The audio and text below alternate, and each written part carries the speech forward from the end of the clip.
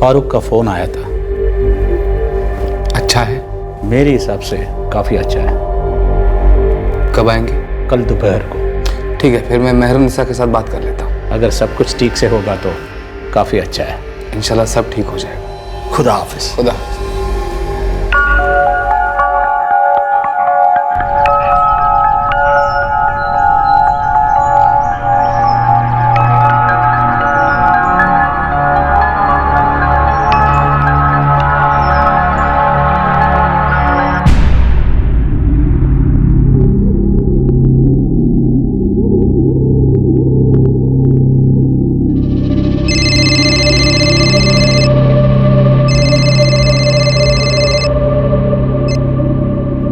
अस्सलाम वालेकुम। वालेकुम अस्सलाम मिसबा।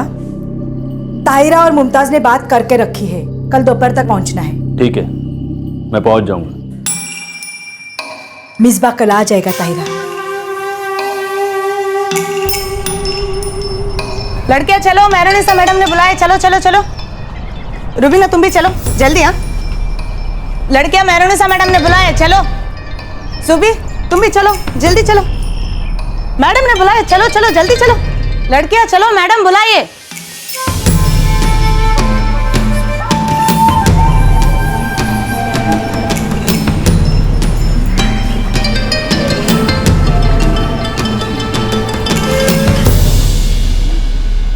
आ गए सर? जी।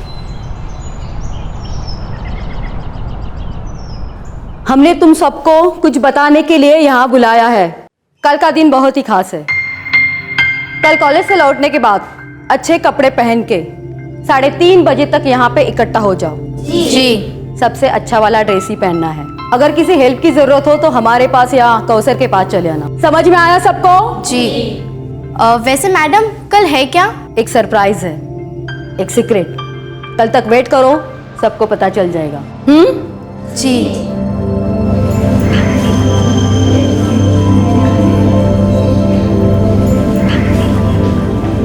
एक सरप्राइज, एक सीक्रेट।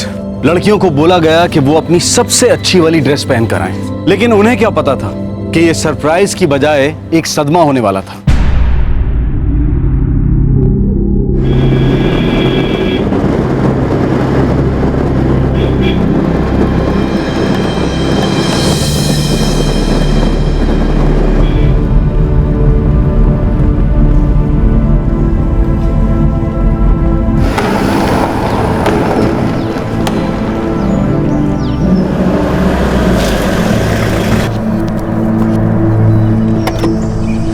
अस्सलामुअलैकुम जनाब। वालेकुम अस्सलाम। मैं फारूक हूँ, यहाँ का कोऑर्डिनेटर। आइए। जनाब ये जहीरुद्दीन यहाँ के कंट्रोलर। अस्सलाम वालेकुम। मेहरुन्निसा मेट्रन, और ये सरफराज यहाँ के मैनेजर। आइए आइए।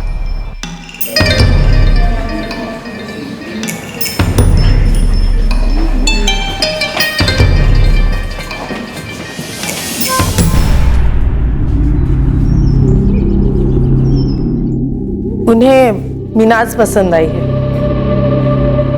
अच्छी बात है। ठीक है, फिर हम 1-2 दिन के अंदर ही सब कुछ फाइनल कर देते हैं। जी हाँ, जितना जल्दी हो सके उतना अच्छा है, क्योंकि मिसबा बस 1 महीने के लिए यहाँ पे है। सरफराज, तो फौरन मीनास के अम्मी से कांटेक्ट करो। जी बिल्कुल।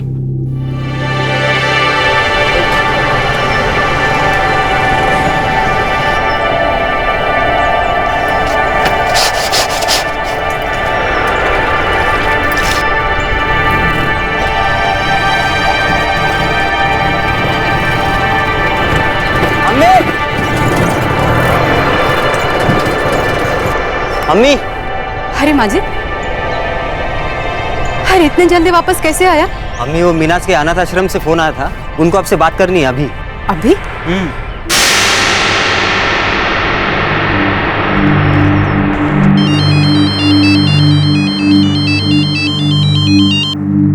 हेलो।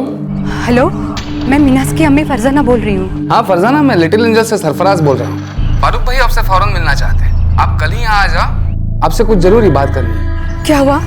मीनास तो ठीक है ना? हाँ हाँ, वो बिल्कुल ठीक है। आप जल्दी यहाँ आ जाओ, आपसे किसी सिलसिले में अर्जेंट बात करनी है। क्या हुआ? उन लोगों को मुझसे कोई जरूरी बात करनी है, पता नहीं क्या बात है। अल्लाह करे मिनाज ठीक हो।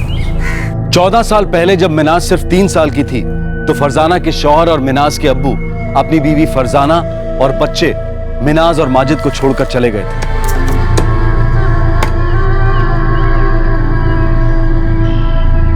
भाईजान, भाईजान 2 दिन हो गए, वो अभी तक आए नहीं। आपको पता है वो कहाँ गए? हाँ फरजाना, वो आया था इधर, लेकिन कुछ जाने के लिए कुछ बोला नहीं, बस इतना बोला कि मैं जा रहा हूँ। मैं उसको रोकने का बहुत कोशिश किया, तुम्हारा वास्ता दिया, बच्चों का वास्ता दिया, लेकिन वो रुका नहीं। लगता है वो अपने जाने का मन बना चुका था, किसी दूसरी औरत का चक्कर लगता है।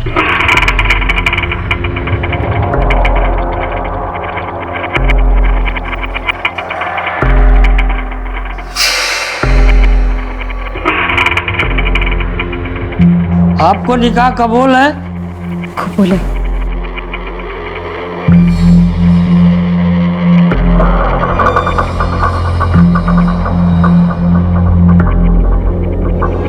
अब समझ में नहीं आ रहा कि बच्चों की देखभाल कैसे कर पाऊंगी। मैं और माजिद जैसे तैसे कमाकर घर तो चला रहे हैं, और जैसे जैसे बच्चे बड़े होते जाएंगे मुश्किलें और बढ़ जाएंगी। अब मैं क्या करूं? मैंने सुना है उधर रायपुर में एक अनाथ आश्रम है, अलग अलग शहरों में वैसे ही और भी अनाथ आश्रम है। मेरी बच्चा अनाथ थोड़ी है। ये सिर्फ लावारिस बच्चों का ही अनाथ आश्रम नहीं है, ये उन बच्चों की भी देखभाल और पढ़ाई लिखाई कराते हैं जिनके माँ बाप उनका खर्चा ठीक से नहीं उठा पाते।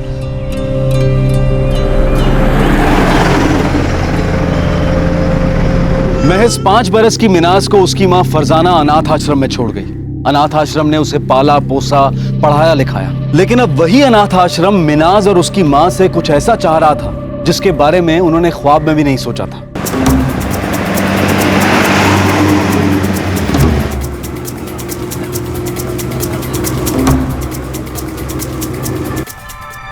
अम्मी आप पूरे 8 महीने बाद आई हो।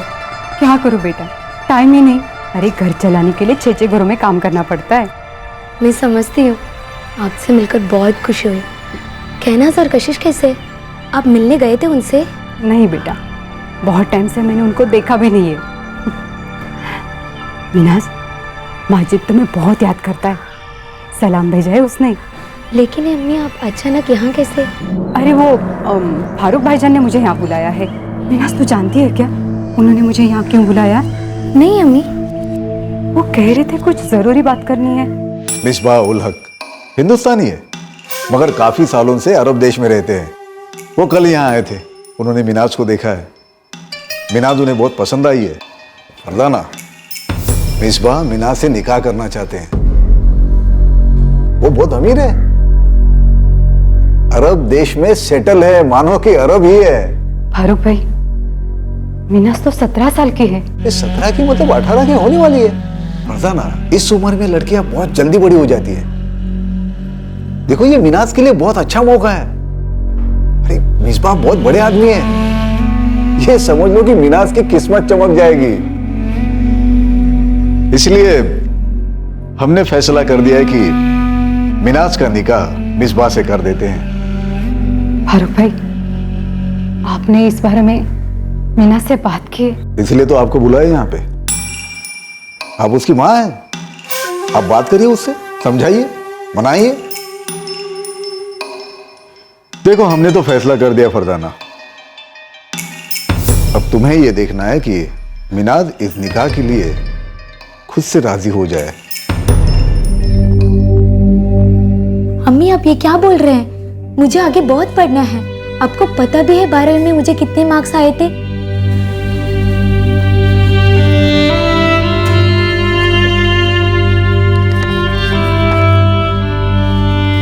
ये देखिए 82% अम्मी। मैं अभी कॉलेज के फर्स्ट ईयर साइंस में हूँ। मैं ग्रेजुएशन करना चाहती हूँ, फिर पोस्ट ग्रेजुएशन, रिसर्च के लिए भी अप्लाई करना चाहती हूँ। और आप ये सब लेकर आए हैं। कौन है ये मिसबाह उल हक? मालूम नहीं बेटा, पर फारूक भाई बोल रहे थे कि वो कल तुम लोगों को देखने आया था। वो कहीं अरब में रहता है। वैसे तो है वो हिंदुस्तानी, पर अब अरब में रहकर वो अरबी हो चुका है। कल का दिन बहुत ही खास है। कल कॉलेज से लौटने के बाद अच्छे कपड़े पहन के 3:30 बजे तक यहाँ पे इकट्ठा हो जाओ। सबसे अच्छा वाला ड्रेस ही पहनना है।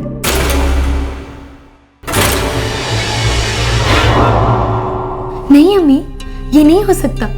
मुझे अभी शादी करनी ही नहीं है। मेरा पूरा फ्यूचर खराब हो जाएगा। मुझे अपना फ्यूचर बनाना है। फारूक भाई बोल रहे हैं कि अब उन्होंने तय कर लिया है। देख मीनाज, अब तक तुम्हारी देखभाल तो उन्होंने की है ना। माना कि उन्होंने मुझे एक बेहतर जिंदगी दी, लेकिन इसका मतलब ये तो नहीं है ना कि वो उसे इस तरह तबाह कर सकते हैं। अम्मी आप प्लीज उनसे बात कीजिए। मैं आगे पढ़ना चाहती हूँ, वो ऐसे नहीं कर सकते। देखो, हम उसे ऐसे जिद करने नहीं दे सकते। हम उसका भला बुरा जानते हैं। वो चाहे वो कितना भी पढ़ लिख जाए, आखिर में तुम उसके लिए एक अच्छा शौहर ढूंढोगी ना। और फरजाना, मीनाज के लिए इससे बेहतर कुछ हो ही नहीं सकता है। मिसबा अमीर है, अच्छे है, वहां रानी बनकर रहेगी। वो जो चाहेगी उसे मिलेगा। भाईजान, मीनाज पढ़ना चाहती है, वो अपनी जिंदगी खुद बनाना चाहती है। वो पागल है। वो खुद ही अपना फ्यूचर बर्बाद करना चाहती है। लेकिन मिसबा बहुत खुले विचारों के आदमी है। वो पढ़ाई करना चाहती है ना, वो उसे पढ़ाई करने देंगे। तुम उसकी चिंता मत करना। लेकिन भाईजान, मीनाज को डर है कि उसे घर में बंद कर देंगे, उसे पढ़ने नहीं देंगे, उसे कुछ भी करने नहीं देंगे। मीनाज पागल है। फरजाना, मिसबा बहुत ही सुलझा हुआ आदमी है, अमीर है। और ऐसा सोचना भी मत कि मिनाज इस निकाह से मना कर सकती है। इसके अलावा कोई चारा नहीं है। मिनाज का निकाह मिसबा से ही होगा। इसी में मिनाज की, तुम्हारी, हमारी, सबकी भलाई है। अगर वो ना मानी, नखरे किए, जिद पर अड़ी रही, तो हम उसे यहां से बाहर कर देंगे। फिर वो क्या फ्यूचर बनाएगी? फरजाना, एक बात समझ लो, मिनाज के लिए इससे अच्छा शौहर तुम कभी नहीं ढूंढ पाओगी।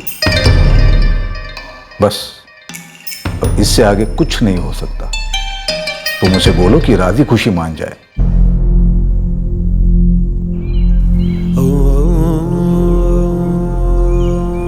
देख मीनाज, ये तेरे भले के लिए है।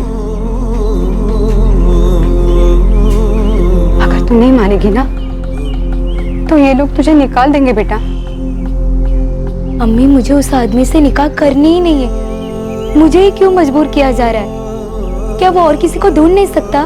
मालूम नहीं बेटा, पर इन लोगों ने तो यही फैसला किया है। पता नहीं इनकी इसमें क्या मजबूरी है, पर एक जानती हूँ, तेरी ना को ये कभी नहीं मानेंगे। अगर तू नहीं मानेगी ना, तो तेरे आगे की जिंदगी के लिए बहुत बुरा होगा।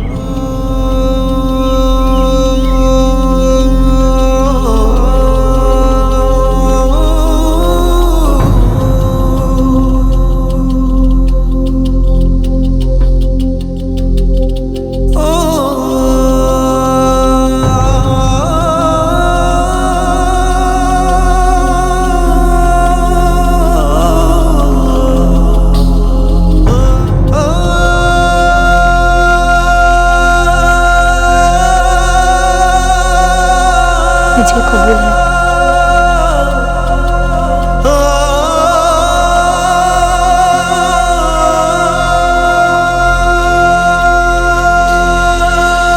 और ये भी मिसबा की ओर से आपके लिए। इन्होंने मीनाज को भी बहुत कुछ दिया है। मुबारक हो शेख साहब।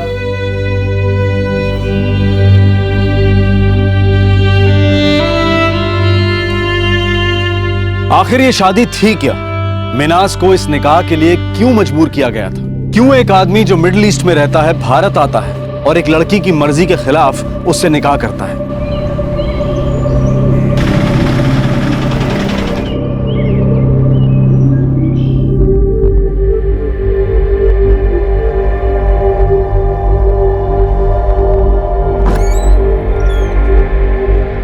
ज्यादा कपड़े निकालने की जरूरत नहीं है।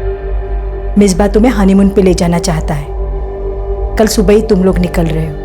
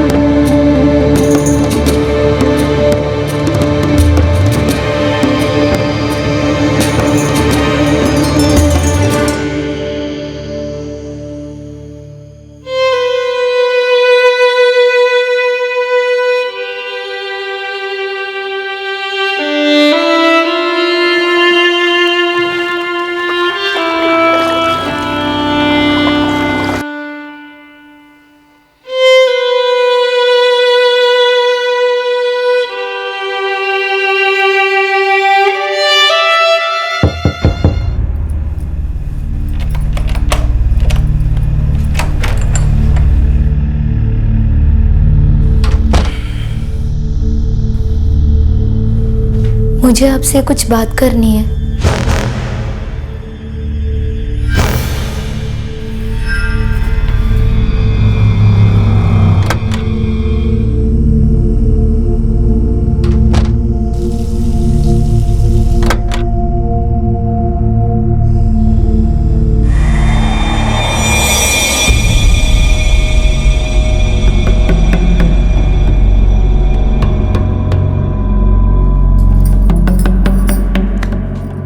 मैं कहना चाहती थी कि मतलब कह रही थी कि बहुत दर्द होता है।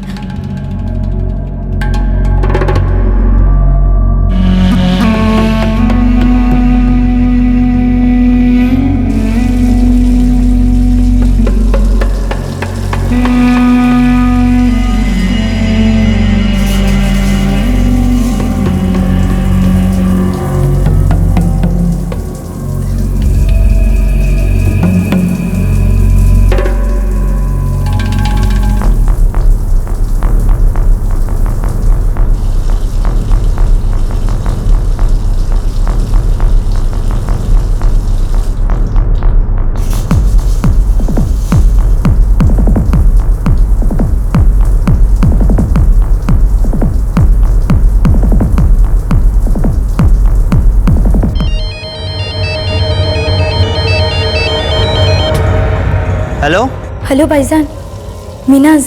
मिनाज, कैसी है तू? मैं ठीक नहीं हूँ भाईजान। क्या अम्मी मुझे मिलने आ सकती है?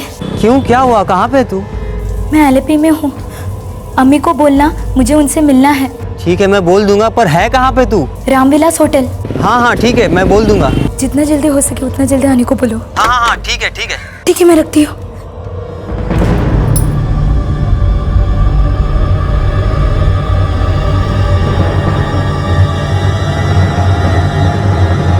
तूने किसे फोन किया था? किसी को नहीं, बस होटल स्टाफ को किया था।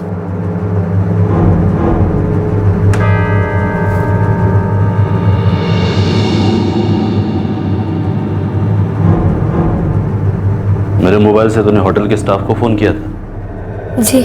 आइंदा मेरे फोन को हाथ मत लगाना, समझ गई? हाँ।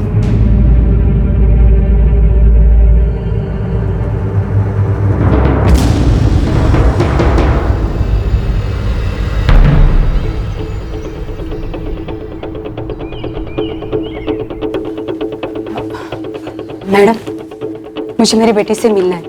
मिनाज नाम है उसका। Room number? मालूम नहीं, पर वो अपने शोहर मिसबा उल हक के साथ यहाँ रुकी है। अब मैं मिनाज की अम्मी फरजाना।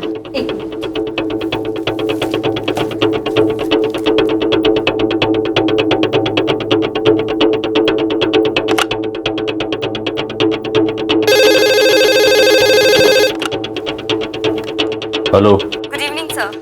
कोई लेडी आई है फरजाना, उन्हें मिनाज जी से मिलना है।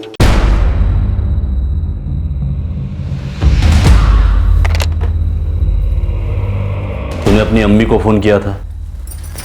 वो आई है क्या? तूने मेरे मोबाइल से उसे फोन किया था? मैं उनसे मिलना चाहती हूँ।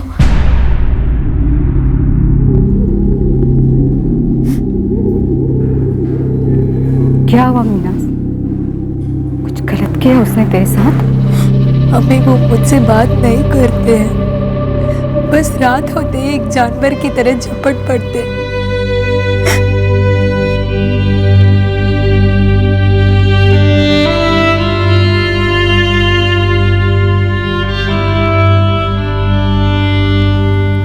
बेटा, तू उससे बोलती क्यों नहीं?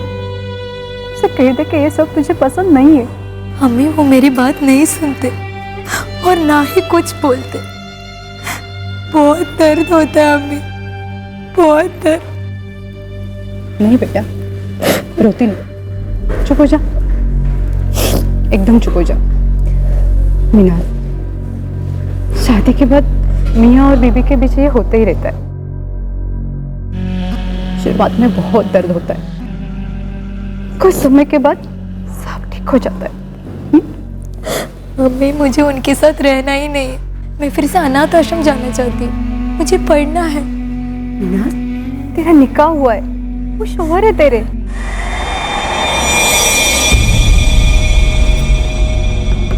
अस्सलाम वालेकुम। कमरे में जाओ अभी फौरन।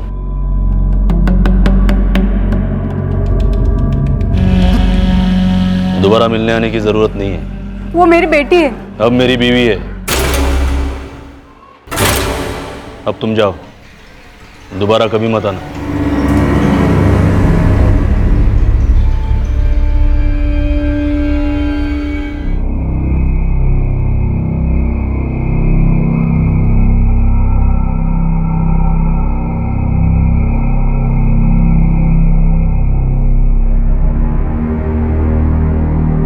फिर से अपनी अम्मी को या घर पर किसी और को फोन करने की हिम्मत मत करना। आप क्यों ऐसे कर रहे हो मेरे साथ? आपको क्या चाहिए? क्यों इतना तकलीफ दे रहे हो?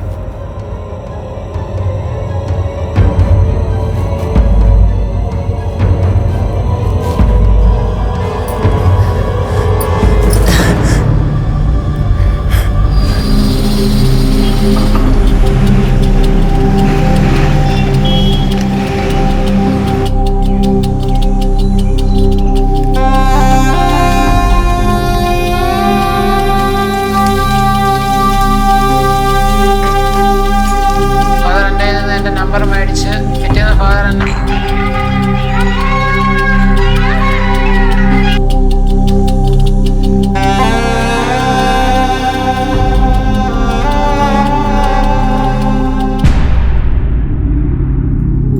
अम्मी, वो कहाँ है?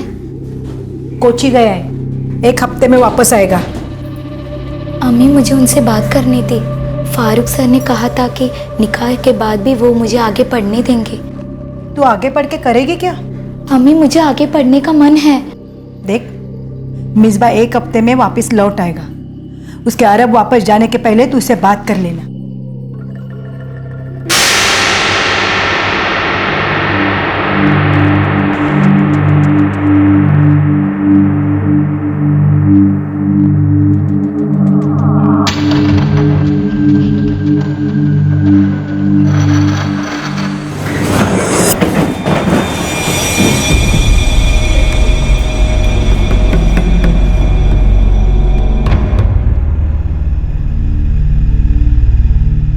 मुझे आपसे कुछ बात करनी है। मैं आगे की पढ़ाई करना चाहती हूँ। मेरे पुराने कॉलेज या फिर यहाँ के किसी भी कॉलेज में जाना चाहती हूँ। मैं कॉलेज के फर्स्ट ईयर में थी। मैं परसों जा रहा हूँ। आप कहाँ जा रहे हो? Abu Dhabi. मैं वहीं रहता हूँ। तुम यहीं रहोगी अम्मी के पास, उन्हें घर में मदद करोगी। लेकिन मैं आगे पढ़ना चाहती हूँ। तुम्हें जो करने को कहा है तुम वही करोगी, समझ गई? लेकिन फारूक सर ने कहा कि आप मुझे आगे पढ़ने देंगे।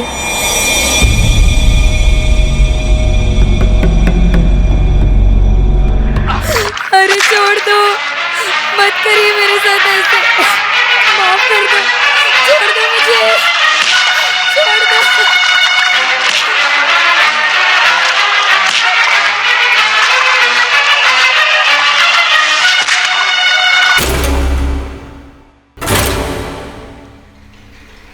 मैं जो कहूँगा तुम वही करोगी, समझ गई?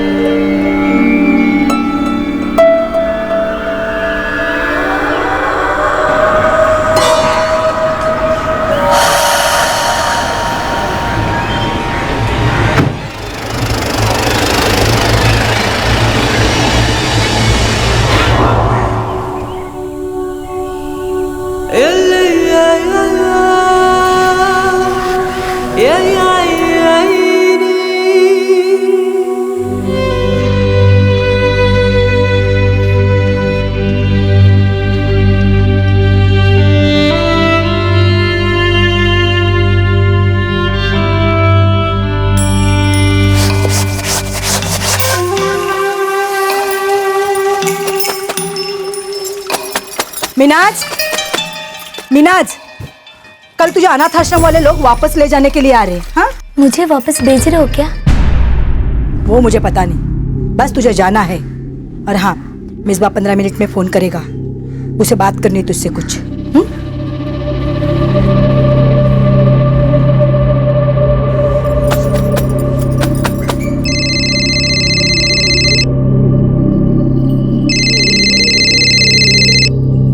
Minaj, Minaj, hello hello Misba. हाँ, मिनाज आ रही है, 1 मिनट अभी। लो मिसबा का फोन। हेलो मिनाज जी। 1 मिनट। मिनाज बेटा, मैं मौलवी रियाजुद्दीन बोल रहा हूँ।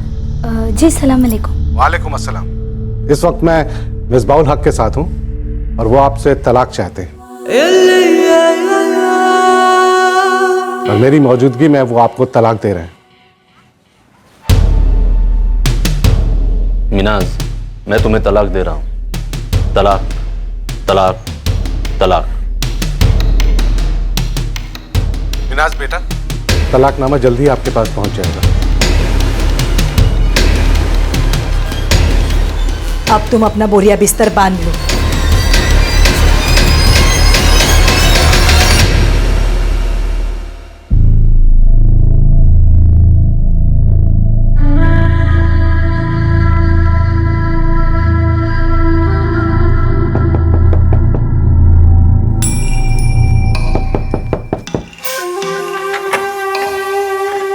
अस्सलाम वालेकुम। वालेकुम अस्सलाम।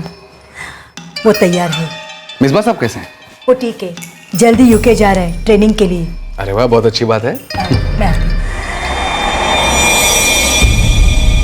वो लोग तुम्हें लेने आ गए।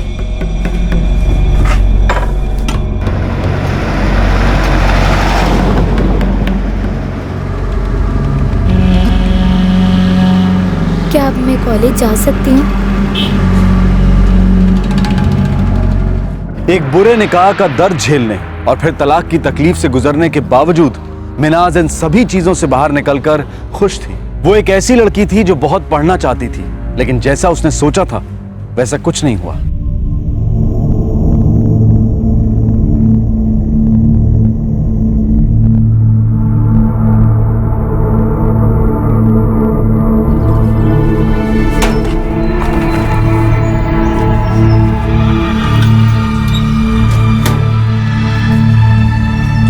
कौसर दीदी, बोलो। मैं कॉलेज क्यों नहीं जा सकती? दिन भर अकेले कमरे में पड़ी पड़ी मैं क्या करूं? मिनाज, मेहरुनिसा मैडम ने बोला है कि तुम कॉलेज नहीं जा सकती। तो फिर मैं क्या करूं? वो ही तुम्हें बता देंगे।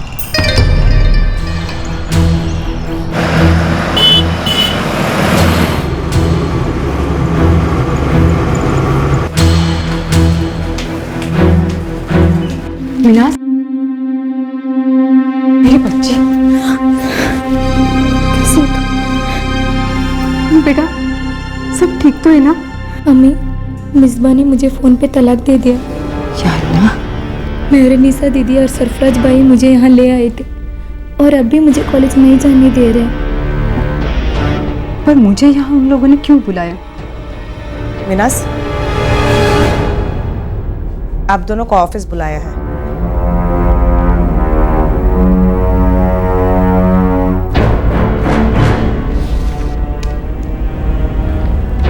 मिनाज, मिसबा ने तुम्हें तलाक दिया है। जी मुझे पता है सर। अब तुम्हें अनाथ आश्रम छोड़ना पड़ेगा। सर मुझे आगे पढ़ना है, मेरी पढ़ाई क्यों बंद की जा रही है? आखिर इसमें मेरी गलती क्या थी? यह आश्रम उन लड़कियों के लिए है जो या तो गरीब है या फिर अनाथ। शादीशुदा औरतों को हम यहाँ पर नहीं रख सकते, ये हमारे रूल्स के खिलाफ है। पर फारूक भाई, इसमें मेरे मिनाज का क्या कसूर है? इसकी शादी तो आपने जबरदस्ती करवाई और अब वो लड़का इसे छोड़कर चला गया। सर आपने कहा था कि वो मुझे पढ़ाई जारी रखने देगा, लेकिन वो तो किया नहीं, वो मुझे छोड़कर चला गया। अब इसमें मेरी क्या गलती थी? तुम्हें उसने क्यों छोड़ा, इसका जवाब या तो तुम खुद दे सकती हो या तो फिर वो। लेकिन वो मुझसे कभी बात नहीं करता था। 1 मिनट मिनाज, अब बहस बढ़ा के कोई फायदा नहीं होने वाला। हम लोग कुछ नहीं कर पाएंगे, तुम्हें यहाँ से जाना होगा, मतलब जाना होगा।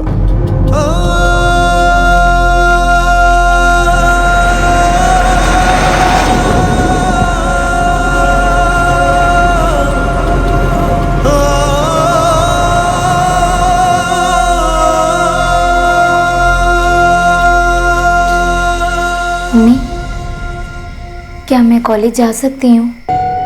अब मैं क्या बोलूं बेटा, मेरी इतनी कमाई तो है ही नहीं। क्या मैं माजिद भाईजान से बात करके देखूं?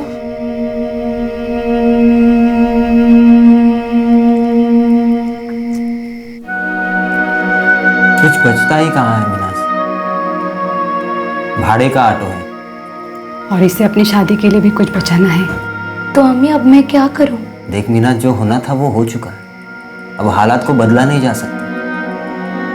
बेहतर यही होगा कि तू इसे अपनी किस्मत समझ के मान ले। मुझे लगता है कि तू अम्मी के साथ कोई काम ढूंढ ले। तेरे सामने पूरी जिंदगी पड़ी है मीनाज।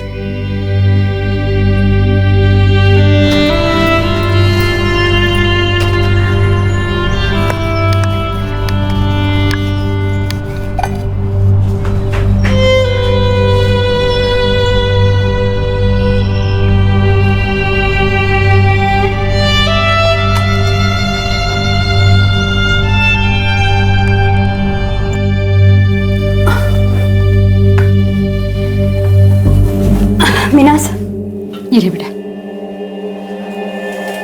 अम्मी, क्या हम जहरुद्दीन सर से बात करके देखें? वो अनाथ आश्रम के कंट्रोलर है। कोई फायदा नहीं बेटा, वो लोग पहले ही मना कर चुके हैं। लेकिन एक बार कोशिश तो करके देखते हैं, शायद वो हमारी मदद कर सके। क्या तू अकेली जा सकेगी?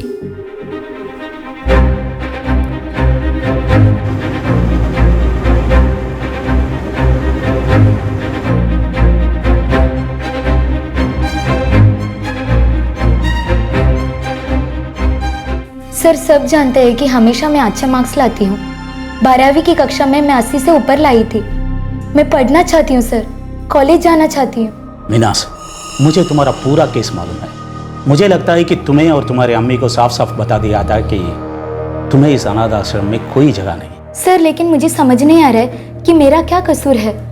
आश्रम वाला ने जो कहा था वही मैंने किया। अगर उस आदमी ने मुझे छोड़ दिया तो मैं क्या करूँगी, कहाँ जाएगी? तुम्हें पता है मिसबा ने तुम्हें तलाक क्यों दिया? नहीं सर।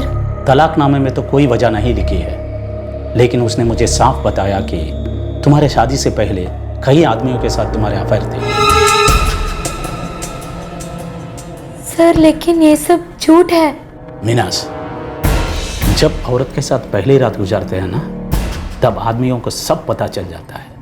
तुम्हें क्या लगता है सब छुपा रहेगा? लेकिन अगर मुझे पहले ही ये सब मालूम होता तो तभी तुम्हें अनाथ आश्रम से निकाल देते थे। सर लेकिन ये सब इल्जाम झूठ है। तुम तो बोलोगी ही, लेकिन ये सब सच है।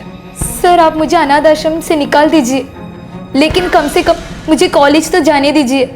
मैं घर से कॉलेज जाएगी सर। सारे मीनास, हम ऐसा कर नहीं सकते हैं और इस मामले को ज़्यादा खींचने की ज़रूरत नहीं है। अब तुम्हारे लिए इस अनाथ आश्रम में कोई जगह नहीं है।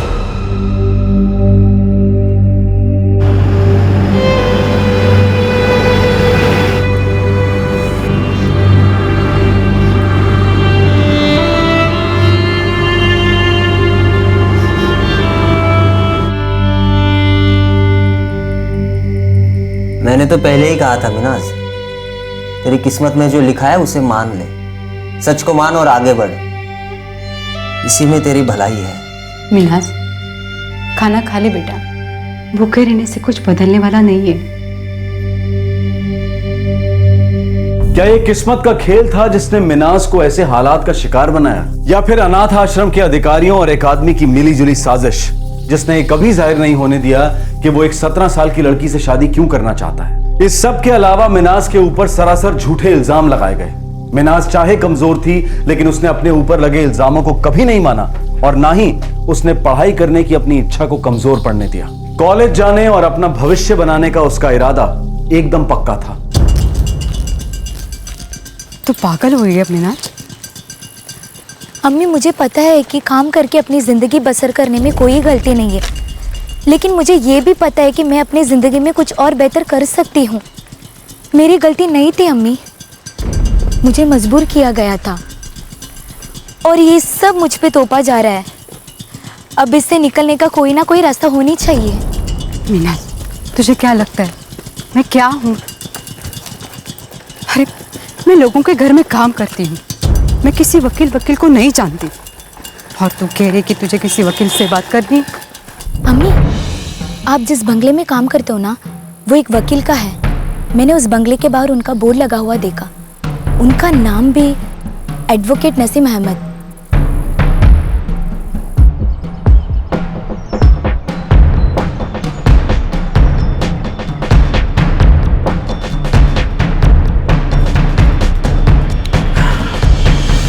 ठीक है, आप उसे मेरे पास भेज दीजिए, मैं देखता हूं मैं क्या कर सकता हूं।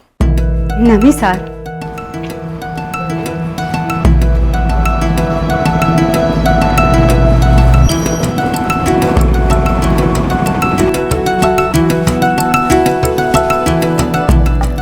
बैठिए। नहीं सर, मैं ठीक हूँ। बैठ जाओ, मैं कह रहा हूं। मिनाज, मुझे तुम्हारे अम्मी से पता चला कि तुम्हारे साथ क्या हुआ था। उस आदमी ने अबू धाबी से फोन करके तुम्हें तलाक दिया। जी सर। तुम्हारे पास वो तलाकनामे की कॉपी है? हाँ।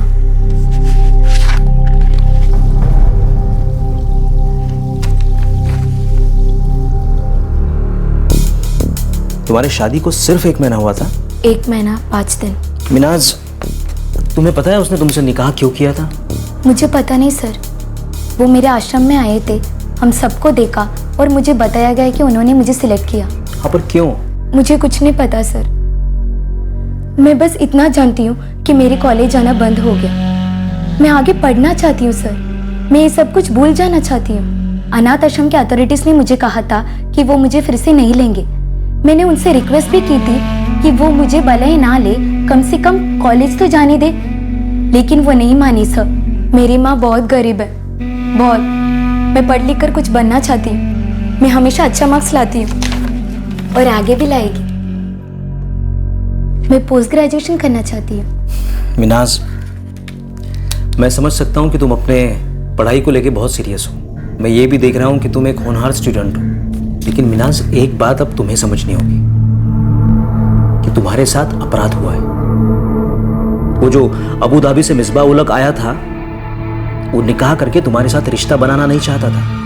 वो सिर्फ तुम्हारे साथ अच्छा वक्त बिताना चाहता था।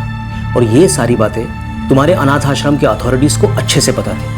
उन्हें पता था कि वो तुम्हें छोड़ देगा, तुम्हें तलाक देगा। लेकिन क्यों सर? मिनाज, मिसबा अमीर आदमी होगा, उसने अनाथ आश्रम अथॉरिटीज को पैसे खिलाए होंगे। मिनाज, तुम अरबी कल्याणम या अरबी निकाह के बारे में जानती हो? नहीं सर। तुम इसी रिवाज की शिकार हुई हो। एक रिवाज, एक प्रथा की शिकार। क्या है ये अरबी कल्याणम, अरबी निकाह? एक इलाके की प्रथा जो सदियों से चली आ रही थी, लेकिन 20वीं सदी की शुरुआत में कम होना शुरू हुई जब बहुत से समाज सेवियों ने इसके खिलाफ आवाज उठानी शुरू की। लेकिन ये रिवाज है क्या? दक्षिण भारत में स्थित केरल सदियों से देश के प्रमुख व्यापारिक केंद्रों में से एक रहा है। केरल के मसाले दुनिया भर में जाने जाते थे। खाड़ी के अरब व्यापारी यहां व्यापार के लिए आया करते थे। यहां अपने प्रवास के दौरान कई बार उन्हें माल तैयार होने के इंतजार में महीनों रहना पड़ता था। ये वक्त कई दफा कुछ महीनों से साल भर तक खिंच जाता था। इस दौरान अपना समय बिताने के लिए ये अरबी लोग गरीब परिवारों की लड़कियों को खोजते थे। वो इस अवधि के लिए उनसे निकाह करते थे और जाते वक्त तलाक देकर चले जाते थे। शादी के बदले में लड़कियों और उनके परिवार वालों को पैसा दिया जाता था। आगे चलकर यही प्रथा अरबी कल्याणम कहलाई। ये बिना किसी बंधन वाली एक मौका परस्त शादी होती थी। मिनाज इसी रिवाज की विक्टिम थी जिसे आधिकारिक रूप से खत्म मान लिया गया था। मुझे कुछ नहीं पता सर, इसमें मेरी कुछ भी गलती नहीं है। ये सब जबरदस्ती करवाया गया था और मैं ये सब झेल रही हूँ। कुछ भी हो, मुझे मेरी पढ़ाई जारी रखनी है। मिनाज, मुझे पता है तुम अपनी पढ़ाई जारी रखना चाहती हो, लेकिन अब मैं जानना चाहता हूँ कि क्या तुम इसकी कंप्लेंट करने आगे आओगी? देखो मिनाज, जो तुम्हारे साथ हुआ है हो सकता है अनाथ आश्रम की और भी लड़कियों के साथ ऐसा हुआ हो या आगे भी होगा। तुम्हारी एक कंप्लेंट उन सभी की जिंदगी बचा सकती है। और मैं तुमसे वादा करता हूं, मैं तुम्हारे हक के लिए लड़ूंगा, मैं तुम्हारी पढ़ाई के लिए भी लड़ूंगा।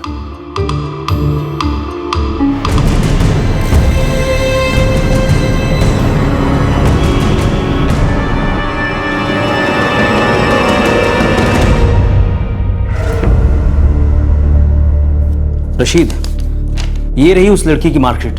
सिर्फ 17 साल की है, नाबालिग। कोई मैरिज सर्टिफिकेट है? मेरे ख्याल से तो नहीं है, क्योंकि अगर होता तो वो मुझे जरूर बताती।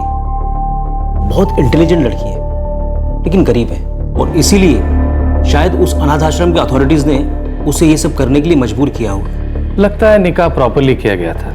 Come on Rashid, she is just 17, सिर्फ 17 साल की है वो, और ये इलीगल है। क्या वो कंप्लेन फाइल करने के लिए आएगी? श्योर, जरूर। रशीद, वो हर हाल में अपनी पढ़ाई जारी रखना चाहती है। ठीक है, पहले हमें कंप्लेन रजिस्टर करनी होगी, बाकी की बात बाद में देखेंगे।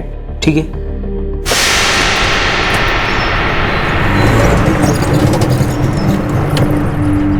मिनाज, मिनाज, तेरे लिए उस वकील अहमद साहब का फोन था, उनके घर पे बुलाया है फौरन।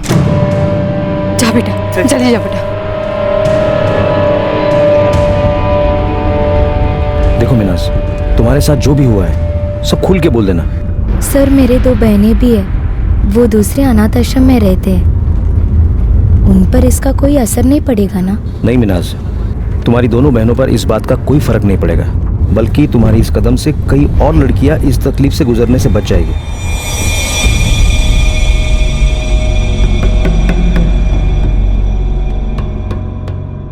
मिनाज, शुरू से सब कुछ बताओ, तुम्हारे साथ क्या क्या हुआ था? बताओ मिनाज।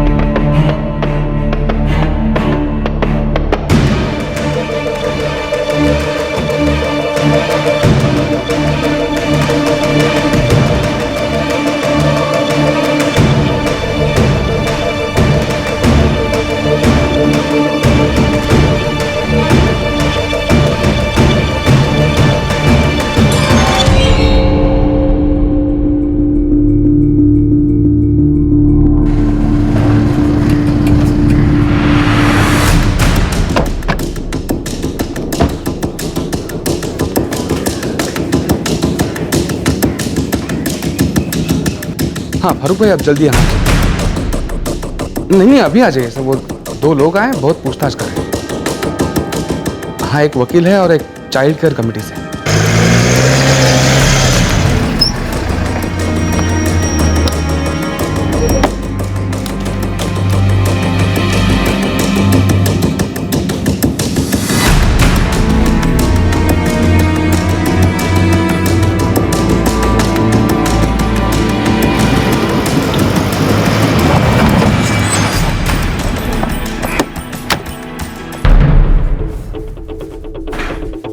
क्या हुआ है?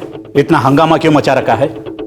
क्या मिनाज वो पहली लड़की है जिसका आप लोगों ने इस तरह से निकाह कराया है? इसके पहले और ऐसी कितनी लड़कियों का निकाह करा चुके हैं? ये क्या बात कर रहे हैं आप? ये निकाह लड़की और उसकी अम्मी की रजामंदी से हुई थी, उन पे कोई जोर जबरदस्ती नहीं की गई थी। आप लोगों ने मिसबाउल हक के लिए बाकायदा एक सिलेक्शन प्रोसीजर रखा था, लड़कियों को सच संवर कर उसके सामने आने बोला था, और अब ये कह रहे हैं कि इसमें उस लड़की की रजामंदी थी। उस लड़की ने हमारे यहाँ कंप्लेन कराया है कि ये सब उससे जबरदस्ती कराया गया था। ये सरासर गलत है सर, उसे किसी ने मजबूर नहीं किया था। हम क्यों जबरदस्ती किसी का निकाह कराएंगे? देखिए, मेरी आप लोगों को एक सलाह है, आप लोग सब सच बता दें, वरना कानून के डंडे को सच उगलवाना आता है। देखिए, हम एक जिम्मेदार ऑर्गेनाइजेशन है, चैरिटी होम चलाते हैं। सभी लड़कियों को पालन पोषण, शिक्षा, फिर उनकी सेटल होने तक जिम्मेदारी हमारी है। मिनाज का निकाह उसकी मर्जी के खिलाफ किया गया था, फिर फोन पर गैर कानूनी ढंग से उसे तलाक दिया गया और वो तलाक के डॉक्यूमेंट्स उसे पोस्ट से भेजे गए। इस सब के लिए आप लोगों को कितने पैसे मिले? देखिए, आप लोग हम पर झूठा इल्जाम लगा रहे हैं। देखते हैं कौन सही है और कौन गलत।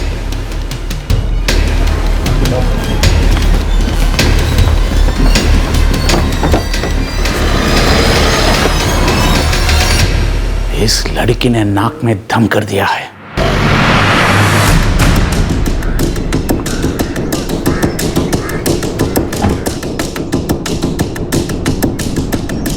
मिनाज ने चाइल्ड केयर ऑर्गेनाइजेशन में जो कंप्लेंट किया, ये उसकी कॉपी है।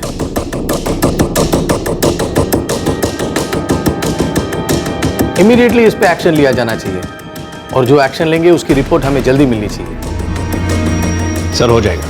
Thank you.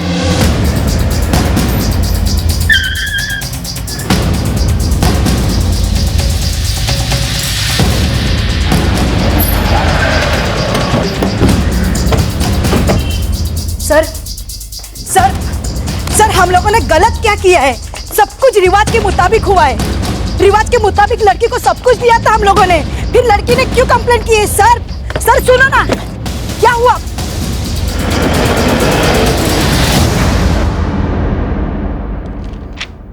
लड़की की उम्र 17 साल की है, फिर उसका निकाह कैसे करवाया जा सकता है? जी देखिए, यहाँ हर चीज कायदे के मुताबिक की गई है। हमारे यहाँ जो सर्कुलर इशू किया गया है उसका हिसाब से 16 साल से ऊपर की लड़कियों के निकाह का रिकॉर्ड रखना है।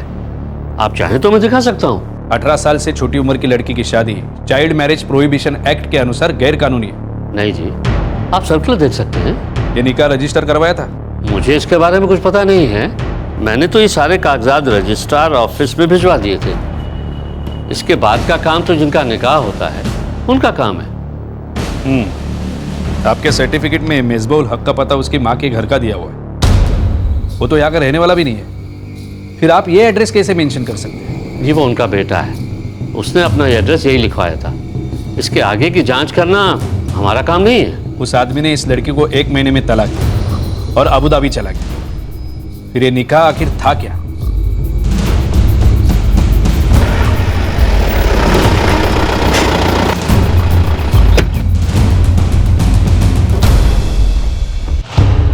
मेरे सर्टिफिकेट इश्यू नहीं हुआ है। कपल को यहाँ आने के लिए और सिग्नेचर करने के लिए डेट भी दी गई थी, लेकिन वो दोनों यहाँ नहीं आए थे।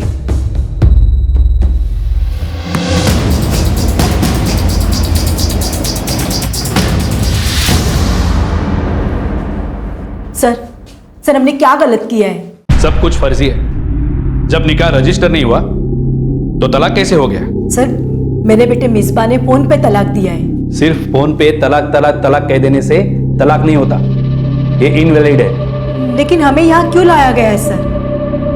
देखिए सर, जो भी हुआ था वो लड़की और उसके परिवार वालों के रजामंदी से हुआ था। अनाथ आश्रम का इस्तेमाल किया गया है। साफ सी बात है, वहां के अधिकारियों की मदद से ही आप और आपका बेटा वहां पहुंचे।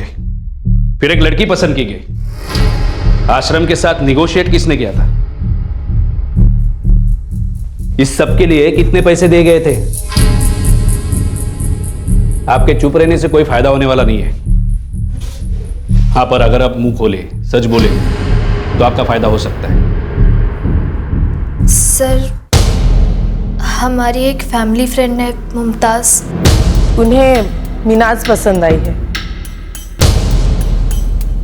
उसी ने हमारी मदद की थी मिसबा भाईजान के लिए दुल्हन ढूंढने में। मिसबा आपका बेटा है? हाँ, वो मेरा बेटा है। वो तो गल्फ में रहता है, उसके फादर भी वहीं पे रहते। ये उसके पेपर्स है जो उसने पासपोर्ट ऑफिस में दिए। जब वो गल्फ का रहने वाला है तो उसने यहां आकर एक नाबालिग लड़की से निकाह क्यों किया? उसे जगह जगह ले जाकर उसके साथ हनीमून मनाया और फिर वापस चला गया और उसे तलाक दे दिया। ऐसा क्यों किया उसने? बोलो। वो यूके में ट्रेनिंग कर रहा है और ये ट्रेनिंग शादीशुदा लोग नहीं कर सकते, इसलिए मिसबा ने उस लड़की को तलाक दिया। अगर वो मिनाज को सच में अपनी बीवी बनाना चाहता था तो फिर वो उसे साथ लेकर क्यों नहीं गया? और अगर वो जानता था कि शादीशुदा लोग ट्रेनिंग नहीं कर सकते और उसे ट्रेनिंग करनी थी तो फिर उसने ये निकाह क्यों किया? मिसबा आप ही का लड़का है या फिर अनाथ आश्रम के अधिकारियों के साथ मिलकर आप ये साजिश कर रहे हैं और मिसबा ने आपको भी पैसे दिए? मेरा बेटा है वो। मिसबा मेरा बेटा है, बेटा है मेरा वो। नाजनीन ने कबूल किया कि वो भी एक ऐसी ही जबरन कराई गई फर्जी शादी का शिकार थी। उसका शौहर जो अरब से था उसने भी उसके साथ ऐसा ही किया था और फिर उसे छोड़कर चला गया। मिसबा नाजनीन और उसके अरब शौहर का ही बेटा था। कुछ सालों बाद जब उस अरब को पता चला कि नाजनीन से उसका एक बेटा है तो वो मिसबा की परवरिश करने के लिए मान गया, लेकिन नाजनीन को फिर भी अपने साथ नहीं ले गया।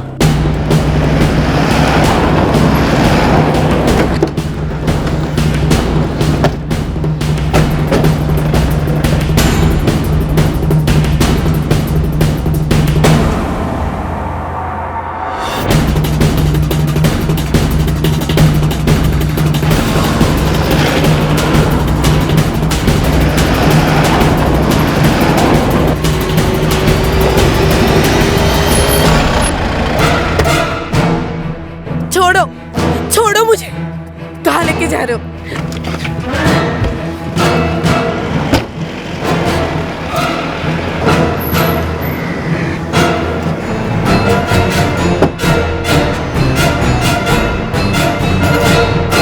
इस सब में कुछ लेन देन तो जरूर हुआ है। मुमताज और ताहिरा, मिसबा की जो सौतेली बहनें हैं, उन्होंने इसमें मीडिएटर्स का काम किया है। अनाथ आश्रम की बाकी लड़कियों का क्या? हमने सारे रिकॉर्ड्स चेक किए, अनाथ आश्रम की हर लड़की के बारे में जांच की। ये वहां का ऐसा पहला केस है। लेकिन अगर ये बात सामने नहीं आता तो हो सकता है कि वो लोग और लड़कियों के साथ भी ऐसे ही करते। हो सकता है। हम मिसबाउल हक का नाम चार्जशीट में डाल रहे हैं, लेकिन वो गल्फ का रहने वाला है। हम आगे देख लेंगे। आपने बहुत जल्दी एक्शन लिया, इसके लिए थैंक यू।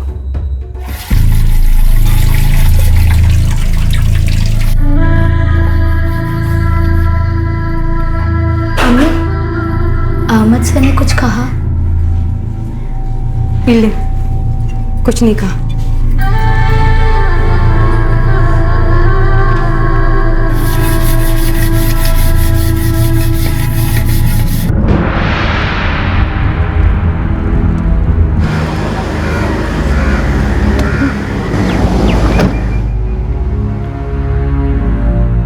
ये देखो रशीद, मुझे इस लड़की का रिहैबिलिटेशन करना है। ये बताओ कितने जल्दी हो सकते हैं? मैं पूरी कोशिश कर रहा हूं। जुवेनाइल वेलफेयर के डिस्ट्रिक्ट ऑफिसर को पेपर्स भेजूंगा, वो सब कैलकुलेशंस करेंगे।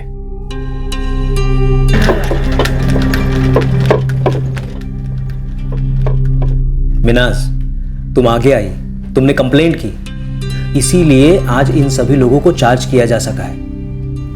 एंड आई प्रॉमिस कि मैं इस केस को एंड तक ले जाऊंगा जब तक सभी आरोपियों को सजा ना मिल जाए। सर, मैं कॉलेज ज्वाइन करना चाहती हूँ। डिस्ट्रिक्ट ऑफिसर इसकी कोशिश कर रहे हैं मिनाज। तुम्हारे साथ धोखा हुआ है और इसका हिसाब जरूर होगा। एंड डोंट वरी, मुझे विश्वास है कि तुम बहुत जल्द कॉलेज जाना शुरू करोगे।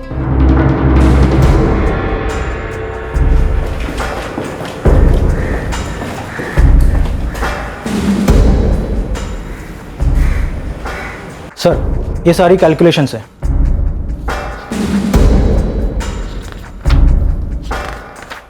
ठीक है, इसकी ऑफिशियल कॉपी सीसीओ को भिजवा दो। Okay sir.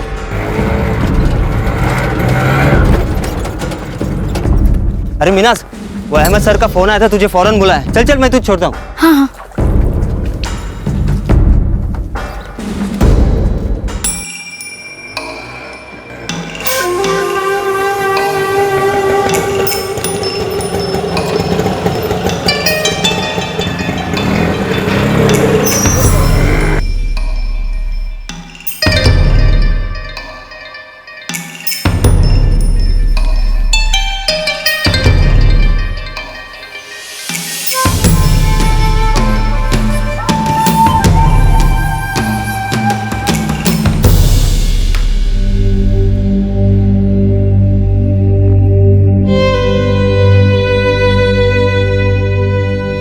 तुम कल से कॉलेज जा सकती हो मिनाज।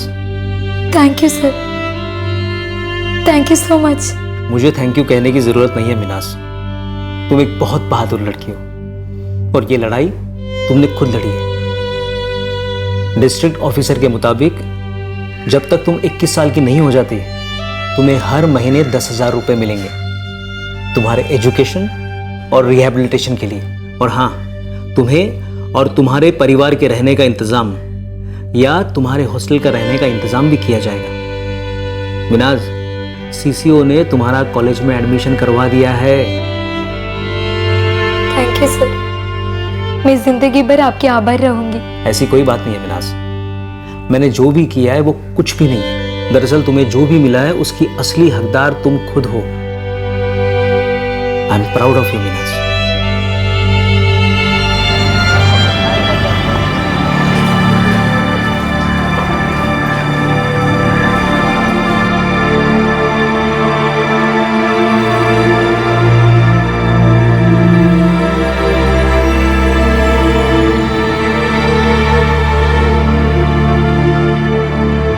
आईपीसी की धारा 376 बलात्कार के लिए, 498A पति या रिश्तेदारों द्वारा औरत पर हिंसा करने के लिए, पॉक्सो एक्ट यानी कि protection of children from sexual offence act 2012 के सेक्शन 7 और prohibition of child marriage act 2006 के सेक्शन 9 बालिग मर्द का नाबालिग लड़की से शादी करने के लिए, सेक्शन 10 नाबालिग की शादी की रस्म कराने के लिए, सेक्शन 11 चाइल्ड मैरिज को बढ़ावा देने के लिए और सेक्शन 15 इसके तहत सभी अपराधों को कॉग्निसेबल और नॉन बेलेबल मानने के लिए।